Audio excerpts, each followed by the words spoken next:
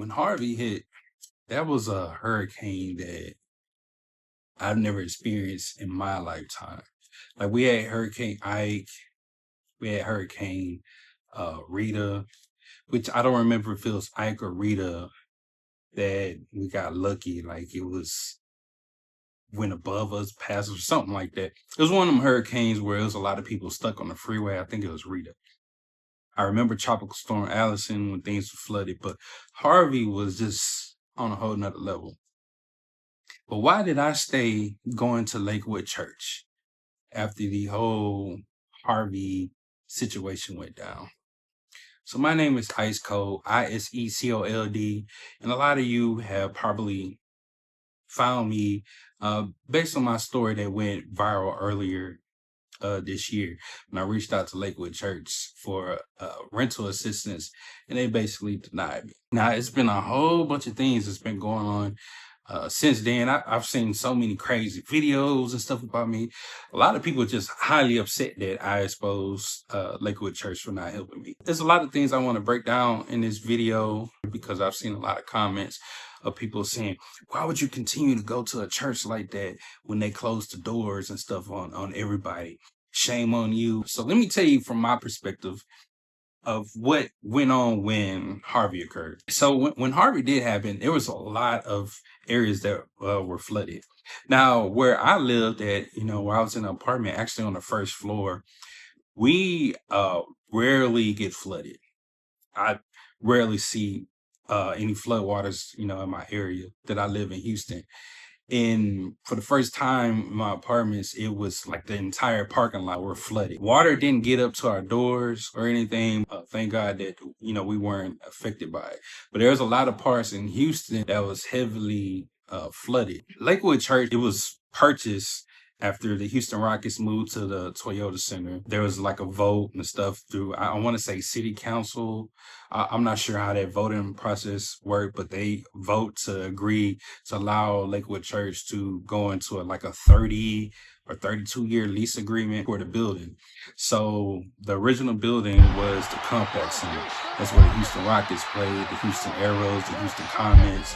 It's where a lot of different events occurred there. We used to have the circus go there. And before it was the Complex Center, it was called the Summit. When it was created, that area was prone to flood a lot. What they did, they created these floodgates.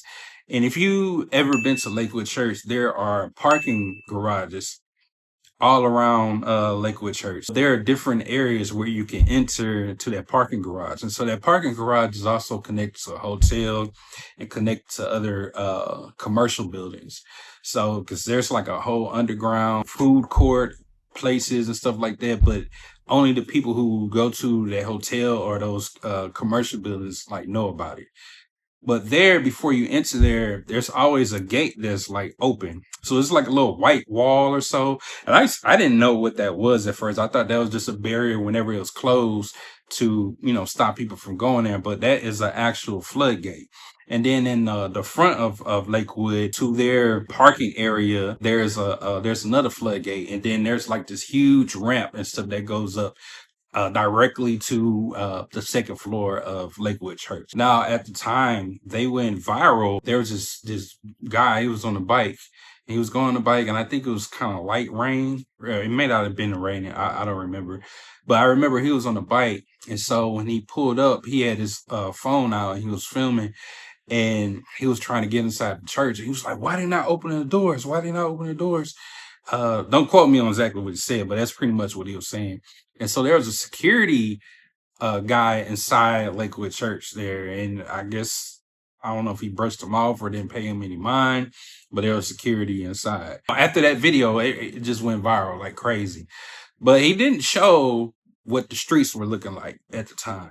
Now, I don't know if it was actually flooded in that area. Because again, a lot of Houston was underwater.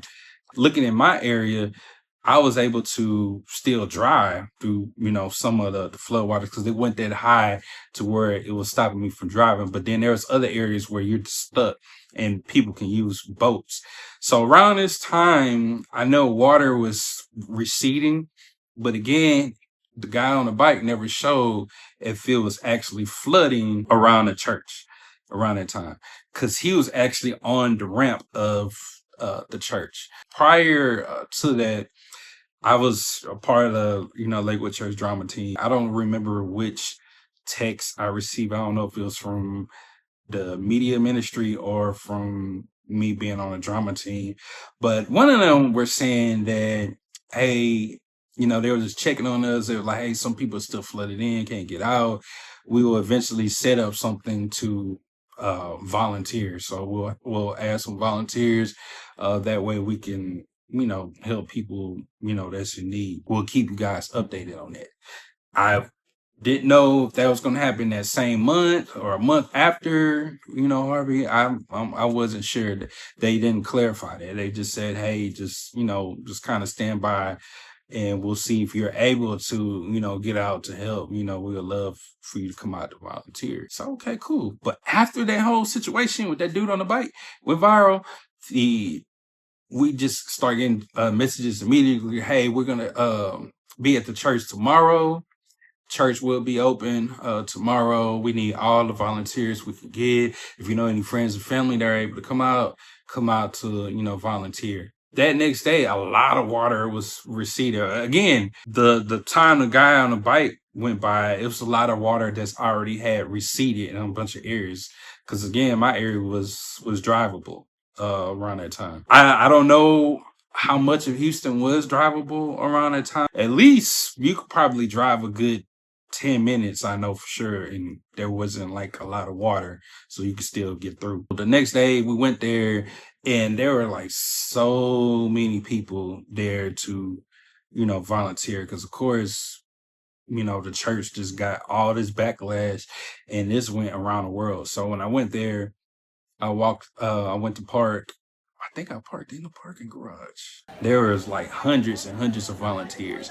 And then there was so many things that were like donated. There were like rooms filled to like almost the ceiling of like Pampers and diapers and stuff, and then there was like clothes. So we had teams of people separating like clothes, like separating women clothes, men clothes, children clothes from boys to girls, the different sizes, and there was like tables. There had to be at least 50 tables just set up. Then on the fourth floor, they had different cots and stuff set up for people to sleep. And then there were people driving from, there was this place, this food truck. There was this food truck. I don't remember where they drove from, but I know it took them about 5 hours to get here. And they was like, oh, we had heard the story and we just wanted to come out to support because we know Lakewood does good. And so they came in, they were like cooking for people for free. They were cooking meals and stuff for people. I wish I remembered their name, but they were cooking meals and stuff for people. We are done for the night. We've moved everything inside. Y'all did an incredible job. We will be here starting at 10 a.m. tomorrow if you want to come back. The amount of people that were there to kind of sleep over, I want to say it was maybe 10 families.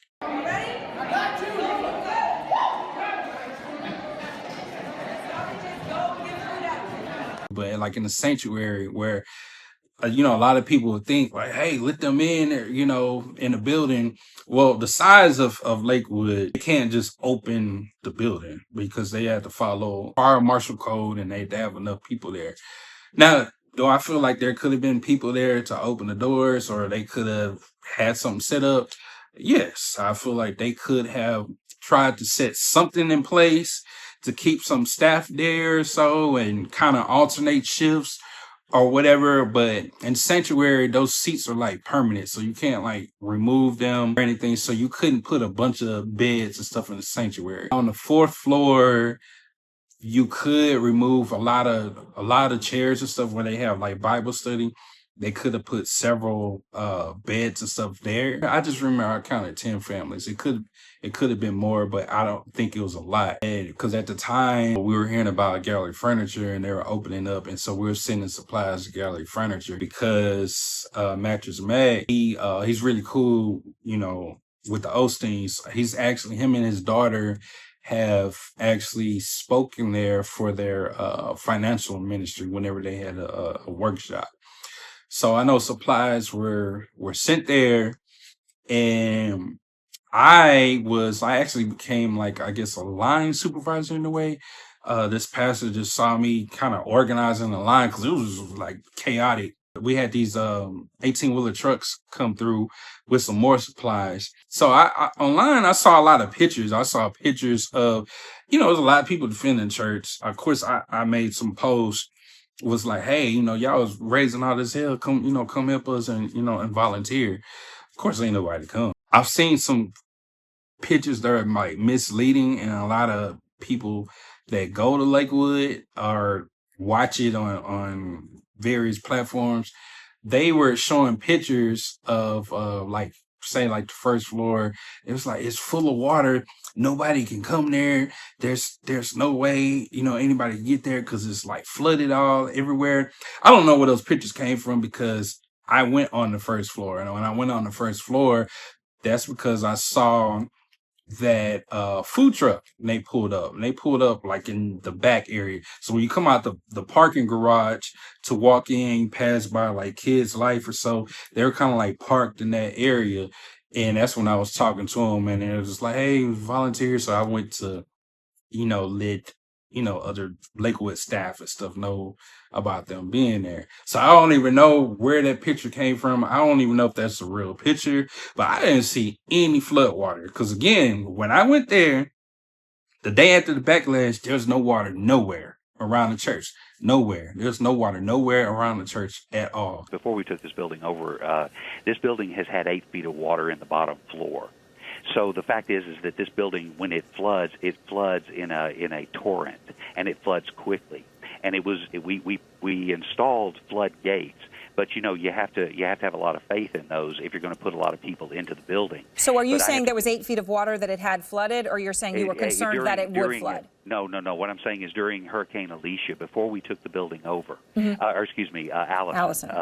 When Allison. From my understanding, they didn't open up because they wanted to make sure everybody's safe and that it was safe for people to come out. While I was there was every media outlet you could think of. Like, I literally saw ABC News there, not Channel 13 as out here, ABC 13 as out here. No, like ABC News was there at the church, and it was interviewing Joel Osteen. Me seeing all this, I was just thinking like, hey, they just had plans in place and they were going to help people out, because it was a lot of churches that weren't open. Like Second Baptist has like 4 or 5 campuses. I think at the time they only had 3 or 4, and they weren't open. It was a whole bunch of a lot of big churches that weren't open. So I didn't think it was a huge deal, because I literally thought like, hey, they were in the process of helping people. I wasn't thinking like,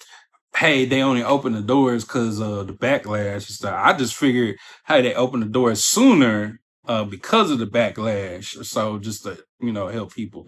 So at the time, I didn't feel like, that was wrong. I was like, they were helping people. When you're a part of something, it's like you don't want to see any type of wrong in it. I feel like they should have had a plan in place, because Lakewood is the biggest church in Houston, Texas. And so we already knew that Harvey was going to hit Houston. They already let us know. So I feel like, since I don't know if we were ordered to evacuate during that time, I don't remember. But if we weren't, I feel like the church should have had something in place to prepare, like, hey, we can allow this amount of people inside. Let's just make sure we have staff and everything to cover that. Because now they're doing that. They're making sure, when it's super cold, hey, Lakewood Church is going to be a warming center. And I remember the mayor, Sylvester Turner, at the time, rest in peace, he had said that Lakewood Church was going to be a hub for Houston. So basically, we were getting all donations and stuff at Lakewood. Lakewood Church was sending it to various churches and organizations. When I'm looking back, I'm just like, man, there's so many things that I, overlooked or, just didn't focus on. And then I paid attention to other things, like when the Red Cross pulled up. And I felt like it was ridiculous because the Red Cross pulled up. And it was one guy, and he pulled up in his vehicle with meals or so. And he was like, "Oh, we have 90 meals. We have 90 meals or something like that." Mind you, we already had food and stuff covered and everything. So I think Lakewood turned him away. And I was telling him, I was like, "Hey, man, it's a bunch of small churches or something like that could use you." And he was like, "Oh, we're just over to come to Lakewood. That's it." I mean, there's like 3,000 churches in Houston, so I'm not understanding why you would just come to Lakewood. Like, why don't you go into some neighborhoods, drive in the neighborhood and see who needs to eat? Because a lot of people, and this is what people don't understand, everybody can't get to a church. Everybody doesn't have transportation to get to a church, especially around that time. When just major hurricanes, some people could have their vehicles flooded in. And I'm pretty sure they're hungry because all their food spoiled or anything. So why don't you just go drive around a neighborhood and, do that? But of course, American Red Cross doesn't give a lot back to communities. So, but I just wanted to clear that up about Lakewood Church, why I was continuing to go there after Harvey and stuff, and uh, a lot of misinformation going on with people saying, "Oh, the church is flooded." The church was not flooded. From my understanding, I didn't see the church flooded at all. Yeah, I even asked the custodian of that works there, and they told me it wasn't flooded. So if it was an area that was flooded, okay, I guess they drained it or whatnot, but it still wouldn't matter because if the first floor is flooded, you still have the second floor, you still have the third and the fourth floor that that you can use. Mr. Joel Osteen was honored today for his work during Hurricane Harvey. Osteen was honored this afternoon by Mayor Turner and City Council. Many of the City Council members took the time to give their thanks to Osteen, and he also got a chance to address the council.